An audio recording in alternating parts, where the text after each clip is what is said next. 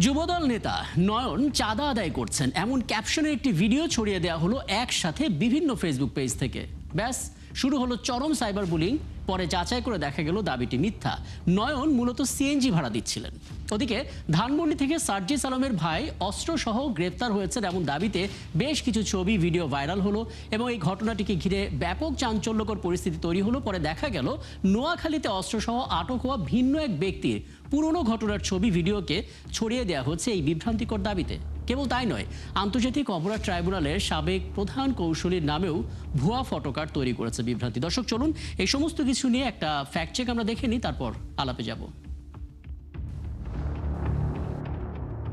বরিশাল বিশ্ববিদ্যালয়ের ছাত্রদল সম্পাদকের কক্ষ থেকে বিপুল অস্ত্র উদ্ধারের দাবিতে ছড়ানো একটি ভিডিওকে ঘিরে সামাজিক যোগাযোগ মাধ্যমে তৈরি হয় ব্যাপক চাঞ্চল্য। তবে রিউমার স্ক্যানার টিমের অনুসন্ধানে দেখা যায় পুলিশের লুট হওয়া অস্ত্র উদ্ধারের এই দাবির পক্ষে নির্ভরযোগ্য কোনো তথ্য প্রমাণ নেই। মূলত অস্ত্র উদ্ধারের দাবিতে প্রচারিত ছবিটি এআই দিয়ে তৈরি। ওদিকে এই গুজবের পরপরই ছড়িয়ে পড়ে আরেকটি ভুয়া ফটোকার্ড। আন্তর্জাতিক অপরাধ ট্রাইব্যুনালের সাবেক প্রধান কৌঁসুলি তাজুল ইসলামের নামে শাপলা গণহত্যায় লতিফ সিদ্দিকী একাই 10,000 লোক হত্যা করেছে এমন বিস্ফোরক মন্তব্য ছড়িয়ে বিভ্রান্তি তৈরি করা হয় সামাজিক যোগাযোগ মাধ্যমে। তবে যাচাইয়ে তার এমন বক্তব্যের কোনো নির্ভরযোগ্য প্রমাণ মেলেনি, বরং দাবিটির সূত্রপাত একটি ব্যঙ্গ ও প্যারোডি ভিত্তিক পেজের ব্যঙ্গাত্মক পোস্ট থেকে।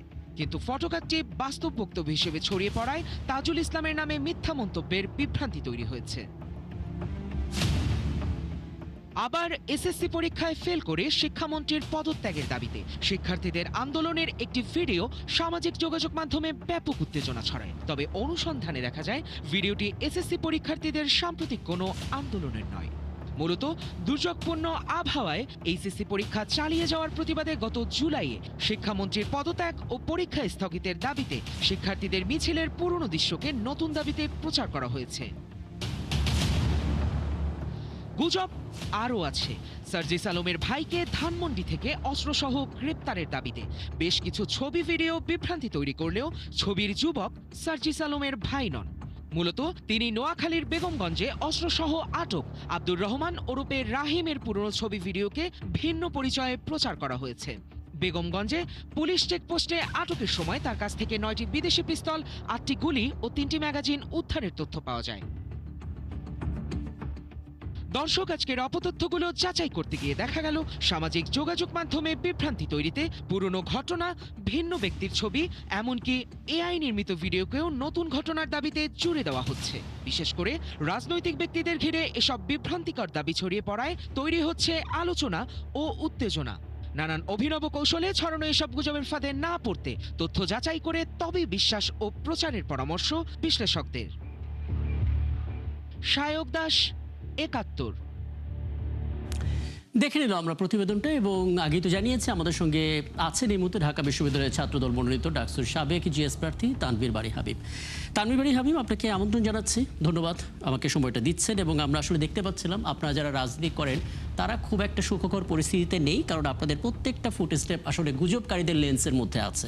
আপনি আপনার দৈনন্দিন জীবনে যা করছেন সেটার একটা ছোট্ট অংশ মিথ্যা ক্যাপশনে ছড়িয়ে দেওয়া হলো এবং যেটা হয় পরবর্তীতে সামাজিকভাবে নানাভাবে হয়রানির শিকার। একটু আগে আমরা যুবদল নেতা নয়নের একটা কথা বলছিলাম, তিনি আসলে সিএনজি থেকে নেমে সিএনজির ভাড়াটা দিচ্ছিলেন। আমরা দেখলাম সেই ছবিটা সংঘবদ্ধভাবে ছড়িয়ে দেওয়া হলো, দাবি করা হলো তিনি নাকি চাঁদা নিচ্ছিলেন। তার মানে ব্যক্তি এবং দল সবাইকে টার্গেট করা হচ্ছে। দুটো বিষয় জানতে চাই। প্রথম কথা হচ্ছে, আপনার নিজের কোনো যদি এরকম এক্সপিরিয়েন্স থাকে, কি ধরনের ভোগান্তি আসলে হয় একজন রাজনীতিবিদের এবং মোটিভটা কি, কারা করছে, কেন করছে আসলে? না, প্রথমে ধন্যবাদ যে আপনারা 71 টিভি বর্তমান বাংলাদেশে, বিশেষ করে আমরা দেখছি যে জুলাই আগস্ট গণঅভ্যুত্থানের পর থেকে বাংলাদেশের একটি মানে টপ সাবজেক্ট হয়ে উঠেছে যে আপনার রিউমার্স এবং ফলস এন্ড মিস ইনফরমেশন। আপনারা দেখবেন যে আমরা প্রায়শই দেখছি যে রাজনৈতিক যারা ব্যক্তিত্ব রয়েছে তাদের চরিত্র হনন থেকে শুরু করে জাতীয় বিভিন্ন ইস্যুতে কিন্তু এই ধরনের বিভিন্ন ফেক এবং মিস ইনফরমেশন, ডিসইনফরমেশন ছড়িয়ে বিভিন্ন ফটোকার্ড ও ভুয়া ফটোকার্ড ছড়িয়ে কিন্তু বিভিন্ন ভাবে রাজনৈতিক পরিবেশের যে আপনার বিনষ্ট করছে। শুধু এমনটি নয়, রাষ্ট্রের বিভিন্ন বিষয় কিন্তু বিভিন্ন ধরনের অনৈক্য তৈরি করছে এই বিষয়গুলো। সুতরাং একজন রাজনৈতিক ব্যক্তিত্ব হিসেবে বা রাজনীতিবিদ হিসেবে এটা থেকে কিন্তু আমিও বাইরে নয়। বিভিন্ন সময় আমরা দেখতে পাই যে এমন অনেক কিছুতে মানে একটা বিষয় দেখুন, গণতান্ত্রিক দেশ, গণতান্ত্রিক রাষ্ট্র, এখানে মানুষের মত প্রকাশের অধিকার অবশ্যই থাকবে, কিন্তু এই মত প্রকাশের অধিকারকে সুযোগ বা পুঁজি করে কেউ যদি কারো ফলস বা মিস ইনফরমেশন ছড়িয়ে কারো চরিত্র হনন করে, কাউকে আপনার ছোট করে বা রাষ্ট্রের ভিতরে একটু অনৈক্য তৈরি করে, সেই বিষয়গুলোতে কিন্তু অবশ্যই ব্যবস্থা নেওয়া উচিত। আপনি কিছুক্ষণ আগে বলছিলেন যুব দলনেতা নয়ন ভাইয়ের কথা, বা অথবা আমরা আপনার আজকে একটি নিউজ আমি দেখছিলাম যে একটি এআই জেনারেটেড ভিডিও, বিশেষ করে রাজশাহী বিশ্ববিদ্যালয় অথবা বরিশাল বিশ্ববিদ্যালয় ছাত্র দলের সাধারণ সম্পাদকের রুম থেকে নাকি বিপুল পরিমাণ অস্ত্র উদ্ধার হয়েছে, যেটি জি। একটি এআই জেনারেটেড ভিডিও আপনারা দেখেছেন ইতিমধ্যে, এবং আমরাও দেখেছি, এবং আপনি অবাক হবেন সেটি প্রায় আপনার 22,000 শেয়ার হয়েছে, কিন্তু ভিডিওটি কিন্তু এআই জেনারেটেড। এই জন্য আমার মনে হয় যে বর্তমান যারা আমাদের যারা সরকারে রয়েছে, সরকারের পক্ষ থেকেও এই ধরনের গুজব প্রতিরোধে কিন্তু কিছু ব্যবস্থা নেওয়া প্রয়োজন। আপনি যদি পার্শ্ববর্তী রাষ্ট্র বা বিভিন্ন যে মডার্ন স্টেট গুলো রয়েছে বা গভর্নমেন্ট গুলো রয়েছে, সেদিকে যদি নজর দেন, আপনি দেখবেন যে গত কয়েকদিন আগে আমি দেখলাম ইউরোপীয় ইউনিয়ন একটি নতুন অ্যাক্ট করেছে। ইউরোপীয় ইউনিয়নের যে কান্ট্রিজ গুলো রয়েছে, সেখানে কেউ যদি জেনে শুনে মিথ্যা তথ্য ছড়ায় অথবা সংবাদ পরিবেশন করে, সেই ক্ষেত্রে কিন্তু তারা 45,000 ইউরো পর্যন্ত জরিমানা করছে। না, আমি এখানে একটা সংকটের কথা বলি তানভীর বারী হাবিব। আমরা দেখেছি আমাদের সরকার যখনই এই জাতীয় বিষয়গুলোকে জরিমানার আওতায় আনা বা খুব শক্তিশালী একটা মুভমেন্টের দিকে যায়, তখন দুটো বাধা এসে দাঁড়ায়। প্রথমত ডেটা সিকিউরিটি অ্যাক্ট, শক্তিশালী একটা ডেটা সিকিউরিটি অ্যাক্টের প্রয়োজন, এবং দ্বিতীয় হচ্ছে টেক জায়ান্টদের সঙ্গে আমাদের একটা নেগোসিয়েশন প্রয়োজন, যেন আমাদের একটা ফোন করে তারা সেই জিনিসটা সরায়।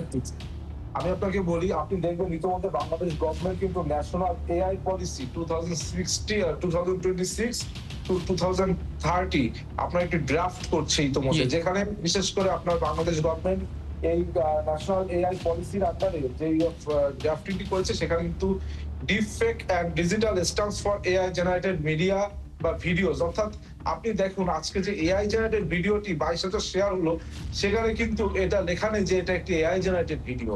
সুতরাং আমরা যদি গভর্নমেন্ট থেকে এই ধরনের ব্যবস্থা নিতে পারি, যে বিভিন্ন সোশ্যাল মিডিয়া অ্যাপস গুলো রয়েছে, তো সেই কোম্পানিজ গুলোর সাথে কথা বলে যে এআই জেনারেটেড যে ভিডিও গুলো, এগুলো যদি আমরা লেবেলিং করতে পারি যে this is AI generated one অথবা দিস ইজ ফেক ওয়ান, সেই ক্ষেত্রে কিন্তু আমরা অনেক ভালো করতে পারবো, এবং সেই ক্ষেত্রে মানুষের জন্য ইজি হবে। একদম, আপনি খুব চমৎকার একটা পরামর্শ দিয়েছেন তানভীর বারী হাবিব, কিন্তু বাস্তবতা কি জানেন, আপনি নিজেও হয়তো ফিল করেছেন যে অপতথ্যটা এখন রাজনৈতিকভাবে ব্যবহার হচ্ছে পক্ষ প্রতিপক্ষকে ঘায়েল করার জন্য। আমরা বটবাহিনী নামটাও শুনেছি, যে সংঘবদ্ধ বটবাহিনী আসলে কাজগুলো করছে, যেখানে রাজনীতির মধ্যে ঢুকে যাচ্ছে, সেখানে আমরা আসলে সলিউশন কোথায় পাবো?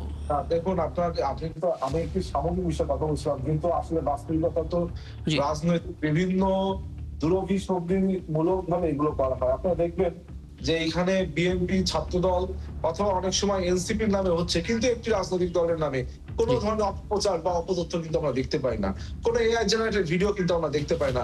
বরং আমরা অনেক সময় দেখতে পাই যে একটি রাজনৈতিক দল, বিশেষ করে আমরা এখন যারা বিরোধী দলে রয়েছে, আমরা জামাত ইসলামীকে বিভিন্ন সময় দেখছি, তাদের যে রিয়েল ভিডিও গুলো তারা অনেক সময় বলছে এআই জেনারেটেড ভিডিও, কিন্তু পরবর্তীতে ফ্যাক্ট চেকিং যারা অনেকে স্বপ্রণোদিত হয়ে করে, সেইগুলো থেকে দেখা যাচ্ছে যে তাদের এই ভিডিওস গুলো রিয়েল। আবার অনেক সময় আমরা দেখছি সেই একটি রাজনৈতিক গোষ্ঠীর কাছ থেকেই আমরা বিভিন্ন দলের রাজনৈতিক নেতৃবৃন্দকে আপনার ছোট করার জন্য তারা কিন্তু বিভিন্ন ডিপ ফেক টেকনোলজি ইউজ করছে, বিভিন্ন এআই জেনারেটেড ভিডিওস ইউজ করছে। সুতরাং আমার এখানে মনে হয় এখানে যেমন গভর্নমেন্ট আপনার বিভিন্ন ধরনের স্টেপস নিতে পারে, বিভিন্ন আপনার এই যে অলরেডি ইতোমধ্যে ন্যাশনাল এআই পলিসি নিয়ে ড্রাফটিং এর কাজ চলছে, সেটি যেমন হচ্ছে, আবার একইভাবে আমাদেরকে একটি বিষয়ে জাতীয় ঐক্যমতে আসতে হবে, যে আমরা যদি একে অপরকে ঘায়েল করার জন্য বা কোনো একটি নির্দিষ্ট রাজনৈতিক দলকে ঘায়েল করার জন্য আমরা যদি এ ধরনের কার্যক্রম করে থাকি, সেক্ষেত্রে কিন্তু জাতীয় ঐক্য বিনষ্ট হয়। সেই ক্ষেত্রে একজন রাজনৈতিক ব্যক্তি যে শুধুমাত্র ছোট হয় সমাজের ব্যাপারটি এমন নয়, বরং একটি রাজনৈতিক যে ঐক্য রয়েছে, জুলাই আগস্ট গণ অভ্যুত্থানের পরে যে ঐক্যটি ধরে রাখা অত্যন্ত প্রয়োজন, সেই ঐক্য ধরে রাখার জন্য কিন্তু আমার দৃঢ় বিশ্বাস যে আমাদের সামগ্রিকভাবে ঐক্যবদ্ধ হতে হবে, যে আমরা আমাদের বাংলাদেশে যারা বসবাসরত, কেউ কাউকে ছোট করার জন্য বা জি, হেয় করার কিন্তু জন্য তানভীর বারী হাবিব দেখুন, একটা এআই গাইডলাইন তৈরি হচ্ছে, নানা রকমের আইনের খসড়া তৈরি হবে, সেগুলো ইমপ্লিমেন্ট করার জন্য একটা দীর্ঘ পথ পাড়ি দিতে হবে, কিন্তু এই যে সময়টা, সেই সময়টা তো আর গুজব থেমে থাকবে না। সেই জায়গা থেকে তাৎক্ষণিকভাবে তো নানা কিছু করার সুযোগ আছে। কয়েকটা আইডিয়া আপনার কাছ থেকে পেতে চাই। না, আপনি দেখুন, আমি এই কথাটা বলছি যে তাৎক্ষণিক একটি আইডিয়া হলো যে আমাদের গভর্নমেন্ট থেকে অথবা বিভিন্ন প্রতিষ্ঠান, জি। সেটা হতে পারে পাবলিক এবং প্রাইভেট, তারা কিন্তু নিজ উদ্যোগে ফ্যাক্ট চেকিং, অর্থাৎ কোনটা ট্রু কোনটা ফলস, কোনটা এআই জেনারেটেড কোনটা এআই জেনারেটেড না, সেগুলো কিন্তু আমরা খুব দ্রুত ফ্যাক্ট চেকিং এর মাধ্যমে জাতির সামনে তুলে ধরতে পারি। এই ক্ষেত্রে আপনার ন্যাশনাল মিডিয়ারও কিন্তু একটি বিভিন্ন ধরনের স্টেপস নিতে হবে। বিশেষ করে আপনি দেখুন, আপনার ৭১ টিভি আজকে এই ফ্যাক্ট চেকিং এবং রিউমার স্ক্যানিং নিয়ে একটি প্রোগ্রাম করছেন।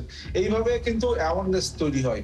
কেননা অনেকে কিন্তু জানছে না, বুঝছে না, কিন্তু ভিডিওটি সত্য বলে শেয়ার দিচ্ছে। জি। কিন্তু আমরা যদি বাংলাদেশের মানুষকে জানাতে পারি যে এই ধরনের এআই জেনারেটেড ভিডিও, এই ধরনের রিউমার্স ছড়ানো হচ্ছে, সেক্ষেত্রে কিন্তু মানুষও বুঝে শুনে শেয়ার দেবে। এই ক্ষেত্রে ন্যাশনাল মিডিয়া গুলোরও কিন্তু বিভিন্ন ধরনের নেসেসারি স্টেপস তারা নিতে পারে। একইভাবে আপনি দেখবেন যে আমি বাংলাদেশ গভর্নমেন্টকে একটি জোরে সোরে একটি দাবি জানাবো যে অনেকে কিন্তু না বুঝে আপনার একটি এআই জেনারেটেড ভিডিও শেয়ার দিতে পারে। সেই ক্ষেত্রে আমরা কিন্তু তাদেরকে বিভিন্নভাবে ওয়ার্ন করতে পারি, সেটা হোক পাবলিক অর্গানাইজেশনের মাধ্যমে বা প্রাইভেট অর্গানাইজেশনের মাধ্যমে। আবার কেউ যদি জেনে বুঝে বা কেউ যদি উদাসীনতার কারণে করে, সেই ক্ষেত্রে কিন্তু তাকে আমরা সামান্য ফাইন করতে পারি, যেটা বিশ্বের বিভিন্ন দেশে রয়েছে। এবং কেউ যদি জেনে বুঝে কারোর চরিত্র হনন করার জন্য কোন রাজনৈতিক আপনার একদম, আমি এই পরামর্শগুলো আরো নেব, বিরতিতে তো যেতেই হবে। আর সাথে একটা প্রশ্ন আপনার কাছে করে রাখি, আমরা বিভিন্ন রকমের স্যাটায়ার ফেসবুক পেজ দেখি, ডিউ ইনসাইডার, এরকম নানা নামে আমরা আসলে পেজ দেখি। কিছু কিছু পেজ আছে যেগুলোর নাম আমরা স্পষ্ট করে বলতে পারি, যেগুলো তৈরি হয়েছে কেবল ফান করার জন্য। সেখান থেকে এমনভাবে আসলে তৈরি হচ্ছে, বিভিন্ন চ্যানেলের ফটোকার্ডগুলো নকল করে মানুষ বিভ্রান্ত হচ্ছে, ফান করে গুজব ছড়ানো। স্যাটায়ার পেজ খুলে রীতিমতো আমাদের ৭১ টেলিভিশনের ফটোকার্ড তো বটেই, গুরুত্বপূর্ণ চ্যানেলের ফটোকার্ডগুলো হুবহু নামটা একটু বদলে দিয়ে ছড়ানো হচ্ছে গুজব। জি। একটি খুব গুরুত্বপূর্ণ কথা বলেছেন যে বিভিন্ন স্যাটায়ার পেজ প্রথমে খোলা হয়। স্যাটায়ার পেজ খুলে পরবর্তীতে দেখা যায় সেটি নিয়ে এমন এমন মিস ইনফরমেশন, ডিসইনফরমেশন ছড়ায় যে মানে রীতিমতো বিব্রত হতে হয়। প্রথমে কিন্তু এই পেজগুলো দিয়ে আপনার স্যাটায়ার করে বা মিমস শেয়ার করে, জি। যেগুলো আমরা গণতান্ত্রিক সৌন্দর্য ওয়েল অ্যাকসেপ্ট করি। কিন্তু পরবর্তীতে দেখি এমন এমন মিথ্যা ফটোকার্ড তৈরি করে। মাঝে আপনার একটি ফটোকার্ড আমি দেখছি যে লিখেছে যে আমি মানে শিবিরের একটি অন্যায় কারণে নাকি সমর্থন দিচ্ছি। এই ধরনের একটি ফটোকার্ডে তারা ছেড়ে দিয়েছে, প্রায় ২০-৩০ হাজার লাইক করেছে সেই আপনার পোস্টে। আবার আমি মাঝে ঢাকা ইউনিভার্সিটিতে একজন শিক্ষকের সাথে আমার দেখা হয়েছে ক্লাসে। তো সেই শিক্ষক আমাকে বলছে যে তুমি গতকাল যে কথাটি খুব ভালো বলেছো। আমি স্যারকে বললাম, স্যার আমি কোন কথা বলেছি? এখন তিনি আমাকে এমন একটি কথা বললেন যেটা আমি বলিনি। পরবর্তীতে আচ্ছা। আমি দেখলাম যে ডিইউ ইনসাইডার বা ডিইউ মিড পোস্ট বিভিন্ন ধরনের পেজ, যেগুলো একটি প্রতিষ্ঠানের নামে খোলা, জি। কিন্তু প্রতিষ্ঠানের কোনো অথরিটি অথরাইজেশন সেখানে নেই। সেটিতে তারা মিথ্যা বা মিস ইনফরমেশন গুলো ছড়াচ্ছে বা ডিসইনফরমেশন গুলো আপনার ইন্টেনশনালি স্প্রেড আউট করছে। সুতরাং এই বিষয়গুলো তো অত্যন্ত বিব্রতকর এবং অত্যন্ত অ্যালার্মিং। এবং আপনি অবাক হবেন যে গত কয়েকদিন পূর্বে আমি একটি মিডিয়ায় টক শোতে ছিলাম। সেখানে আমাদের সহলোচক ছিলেন শিবিরের একজন কেন্দ্রীয় নেতা। তিনি একটা মিথ্যা ফটোকার্ড নিয়ে আমাকে দেখাচ্ছেন এবং সেটি নিয়ে তিনি জাস্টিফাই করছে। তখন আমি তাকে দেখালাম যে তিনি একটি পত্রিকার নাম বলে উল্লেখ করেছিলেন যে অমুক পত্রিকায় এই কথাটি বলেছে। আমি তাকে দেখালাম পত্রিকায় ঢুকে যে এই ধরনের কোনো কথা ওই পত্রিকা বলেনি। আচ্ছা। সুতরাং এই বিষয়গুলো তো মহামারীর মতন ছড়িয়ে পড়েছে। এখন এই বিষয়গুলোর জন্য আমার মনে হয় যে আমাদের খুব গুরুত্বপূর্ণ একটি বিষয় যে একটি ন্যাশনাল একটি ট্রুথ আপনার ভেরিফিকেশন সেন্টার, অর্থাৎ যেটি দিয়ে আপনার জাস্টিফাই করা যাবে কোনটা সত্য কোনটা মিথ্যা। এবং এই সোশ্যাল মিডিয়ায় এমন একটি বিষয় যে আপনি দেখুন ১ মিনিটের ভিতর কিন্তু আপনার এমন ভাবে ভাইরাল হয় যে হাজার হাজার লাখ লাখ মানুষের কাছে পৌঁছে যাচ্ছে। সুতরাং এইগুলো নিয়ে যত ফাস্ট আপনার পদক্ষেপ নেওয়া যাবে তত দ্রুত কিন্তু মানুষ উপকৃত হবে বলে আমার একদম, মনে হয়। আসলে এটা অনেকেরই প্রশ্ন যে আমরা এতটা অসহায় কেন হয়ে গেলাম, যে আমাদের দেশে এমন কোনো আইন কি নেই যে আমি ভিক্টিমাইজ হচ্ছি কিন্তু কোনো প্রতিকার পাচ্ছি না। কারণ এখন পর্যন্ত যিনি গুজব ছড়াচ্ছেন তার হাতে হাত করা আমরা পড়তে দেখিনি খুব একটা। আপনাকে আরো একটি বিষয় আমি একটু ইনক্লুড করি, সেটা হচ্ছে আপনি দেখবেন গত কয়েকদিন পূর্বে ঢাকা বিশ্ববিদ্যালয়ের একটি হলে একজন শিবির নেতা সে একজন শিক্ষার্থীকে আপনার হলে নির্যাতন করেছে বলে তাকে হল থেকে বহিষ্কার করেছে ২০ হলে। কিন্তু সেই ছেলের নামে মিথ্যা ফটোকার্ড ছড়াচ্ছে, সে নাকি আমাদের মাননীয় প্রধানমন্ত্রীকে নিয়ে বাজে স্লোগান দিয়েছে, এই জন্য তাকে বহিষ্কার করা হচ্ছে। অর্থাৎ এই যে এই ধরনের মিস ইনফরমেশন, ডিসইনফরমেশন বা ভুয়া ফটোকার্ড, এটা কিন্তু জাতির মধ্যে একটু অনৈক্য তৈরি করছে। জাতির ভিতরে একটি মিস মেসেজ দিচ্ছে। বুঝতে পারছি, তার মানে সুতরাং এখানে একটা পলিটিসাইজ করা হচ্ছে। আমি আপনার কাছ থেকে প্রতি পর্বে আমরা এই মাথা ব্যথাটা নিয়ে আলাপ করি, আপনার কাছেও সেটা শেয়ার করতে চাই। কিছু কিছু গুজব যেগুলো তোলপাড় করে ফেলে, দেখা যায় ইনভেস্টিগেশন করে এই গুজবটা ছড়ানো হচ্ছে দেশের বাইরে থেকে, কোনো একটা লাইভে এসে বা কোনো কিছু করে, সেটা উস্কানির মাধ্যমে হোক বা যে করে হোক, দেশের বাইরে থেকে যেগুলো ছড়ানো হচ্ছে সেগুলোর নির্মূলটা কিভাবে করা যায়? রাকিব ভাই দেখুন, আমি একটি বিষয়, আমি বিভিন্ন দেশের আইন সম্পর্কে কিছু আমি পড়ছিলাম। জি। আমি দেখলাম যে অনেক সময় আপনি যখন এই ধরনের স্ট্যাটাস কেউ দিবে জি। বা কোনো ধরনের পোস্ট করবে ফেক বা আপনার মিস ইনফরমেশন স্প্রেড আউট করার জন্য ইন্টেনশনালি, জি। আপনি যখন তাকে একটি আইনের আওতায় আনবে, সে বলবে তার ফ্রিডম অফ এক্সপ্রেস নষ্ট হচ্ছে। এই ক্ষেত্রে আপনার বহির্বিশ্বের বিভিন্ন দেশে একটি সুন্দর ল আছে যে তুমি যা খুশি লেখো, কিন্তু you have to give your fine, এবং এই ফাইনের পরিমাণ এত হাই যে সহজে কিন্তু এটা প্রিভেন্ট করা সম্ভব। অর্থাৎ কেউ প্রথমে যদি একটি মিথ্যা তথ্য ছড়ায়, তাকে একটা ফাইন করা হলো, দ্বিতীয়বার যদি সে ছড়ায় তাকে আরো বেশি ফাইন করা হলো, এবং তৃতীয়বার যদি সে ছড়ায় তাকে আরো বেশি ফাইন তো করাই হলো, সাথে তাকে আইনের আওতায় আনা হলো। সুতরাং এইভাবে কিন্তু আপনার আইনগুলো যদি স্ট্রিক্ট না হয়, সেই ক্ষেত্রে কিন্তু এই যে মহামারীর প্রাদুর্ভাবের মতো ছড়িয়ে পড়েছে, যে আপনার এই যে miss information disinformation spread out, এবং বিশেষভাবে পলিটিক্যালি ইন্টেনশনালি আমরা দেখছি, এইগুলো কিন্তু নতুবা এইভাবে প্রিভেন্ট না করতে পারলে আমরা কিন্তু সহজেই আপনার বাংলাদেশের যে একটি স্টেবল সময় আমরা পার করছি, সেটি থেকে আমরা পারবো না। এবং দেশের বাইরে থেকে আপনি অনেক সময় দেখবেন মিথ্যা তথ্য ছড়ায়, সেই ক্ষেত্রে সেই মানুষটি যদি আমার দেশের নাগরিকত্ব থাকে, তাকেও কিন্তু ফাইন করার সুযোগ রয়েছে। সে হয়তো প্রবাসে রয়েছে, কোনো কাজের কারণে রয়েছে বা পড়তে গিয়েছে, কিন্তু সে যদি দেশের উনি যদি নাগরিক হয়ে থাকে, অ্যাসাইলামে থাকেন, রাজনৈতিক আশ্রয়ে থাকেন, যদি অ্যাসাইলামে থাকে, সেক্ষেত্রে আমার মনে হয় এখানে ডিপ্লোমেসির ব্যাপার রয়েছে। আমরা ডিপ্লোমেসিতে আমরা বিভিন্ন রাষ্ট্রের সাথে কূটনৈতিক সম্পর্ক উন্নতির মাধ্যমে আমরা এই ধরনের চুক্তিগুলো করতে পারি। কেননা যে যা আমার দেশের ক্ষতি করবে, যাকে আপনি অন্য একটি রাষ্ট্র হয়তো আশ্রয় দিচ্ছে, কিন্তু সে আশ্রয়ের কারণে সে আশ্রয় থেকেও সে মিস ইনফরমেশন ডিসইনফরমেশন ছড়াচ্ছে এবং দেশের ভিতর অনৈক্য তৈরি করছে। সুতরাং এই বিষয়গুলোতে কিন্তু ডিপ্লোমেসিতে আমাদেরকে জোর দিতে হবে। অনেক ধন্যবাদ তানভীর বারী হাবিব, আপনি খুব স্বল্প সময় ছিলেন কিন্তু খুব কার্যকর বেশ কিছু আইডিয়া আপনি দিলেন, এবং আপনাদের মতো তরুণ রাজনীতিবিদদের হাতে আসলে অনেক দায়িত্ব, অন্তত এই অপতথ্যের বিরুদ্ধে যুদ্ধটা জারি রাখা। কৃতজ্ঞতা সময়টা দেওয়ার জন্য। ছিলেন আমাদের সঙ্গে এতক্ষণ ঢাকা বিশ্ববিদ্যালয়ের ছাত্রদল মনোনীত ডাকসুর সাবেক জিএস প্রার্থী তানভীর বারী হাবিব, এবং আপনারাও এতক্ষণ ছিলেন ফ্যাক্ট চেক একাত্তরের নিয়মিত আয়োজন ফেক নিউজ স্ক্যানারে। প্রতিদিন আমরা রিউমার দূর করতে হাজির হব ঠিক একইভাবে একই সময়ে, এবং আপনারা যুক্ত হতে পারেন। কোনো খবর যদি আপনাকে সংশয় ফেলে, সেটা একটা স্ক্রিনশট আমাদেরকে মেল করতে পারেন। মেল আইডি দেখতে পাচ্ছেন, fns.71tv@gmail.com এই ঠিকানায়। ফেসবুকে যুক্ত হতে পারেন, facebook.com/fakenewscanner এই ঠিকানায়। আমরা সেই তথ্যের ফ্যাক্ট চেক করে আপনাদেরকে জানাবো। মনে রাখবেন দর্শক, চটকদার শিরোনাম দেখলে ক্লিক করবেন না। বিশ্বাস আর প্রতিক্রিয়া জানানোর আগে অবশ্যই ফ্যাক্ট চেক করুন। থাকুন একাত্তরের সাথে।